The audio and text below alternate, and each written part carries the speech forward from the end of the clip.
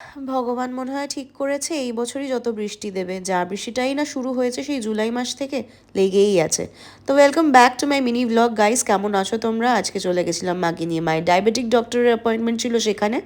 Doctor দেখানোর পরে আমি আর মা চলে গেলাম CC2, বিকজ আগের দিনকার মা বাবা আর আমি CC2 এসে আমার বিয়ের জুতোটা কিনেছিলাম, কিন্তু হঠাৎ সাডেনলি তাদের মনে হলো যে একটা জুতো ওরা তত্ত্বে পাঠাবে। তো ওই জুতোটা তত্ত্বের জন্য বাবা মা সাজানোতে দিয়ে দিয়েছে, আর বিয়ের জন্য তো অবভিয়াসলি একটা জুতো দরকারি।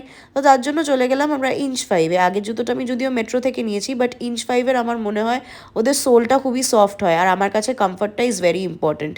তো জেনারেলি আমি ক্রক্স পরি, ফ্যান্সি জুতো সেরকম একটা পরি না, বাট বিয়ে বলে কথা একটু ফ্যান্সি তো লাগবেই। তো এখানে মাকে বলেছিলাম ক্লিপস নিতে, মা ক্লিপস নিয়েছে দেখো। তো যাই হোক, মা is in the learning process, আস্তে আস্তে হয়তো শিখে যাবে। তো যাই হোক, যেই জুতোটা নিয়েছি সেটার আর ক্লিপ নেওয়া হয়নি, হয়তো ভালোর জন্যই নেওয়া হয়নি, because something should be kept private, আর বিকজ নাজার ইজ রিয়েল, জানোই তো তোমরা। তো ওখান থেকে চলে গেলাম নেল রিফিল করতে, বিকজ আমার নেলটা অনেকটাই গ্রো করে গেছিলো, আর নেলটা জাস্ট জেট ব্ল্যাক কালার করেছি আর শর্ট রেখেছি, বিকজ ল্যাপটপে কাজ করতে খুবই সমস্যা হয়। তারপর মাও হঠাৎ ঠিক করলো সাডেনলি যে মাও রিফিল করবে নেলটা, তো ওখান থেকে নেল রিফিল করে আমরা চলে গেলাম মাসির বাড়ি, বিকজ বিজয়া করতে যাওয়া হয়নি পুজোর পরে। ওখানে গিয়ে দিদিদের কাণ্ড দেখো জাস্ট।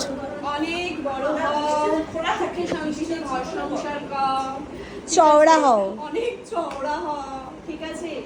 একদম শাশুড়িকে নিয়ে, বাড়ির সবাইকে নিয়ে সুখে শান্তিতে থাক, লোককে দাঁত খেচাও কম। ভালো বউ হ তুই, ঠিক আছে? তারপর বিজয়া টিজয়া করে খাওয়া দাওয়া করে ওখান থেকে বাড়ির জন্য রওনা দিলাম। আশা করি তোমাদের ব্লগগুলো দেখতে ভালো লাগছে। টিল দেন টাটা, সবাই ভালো থেকো।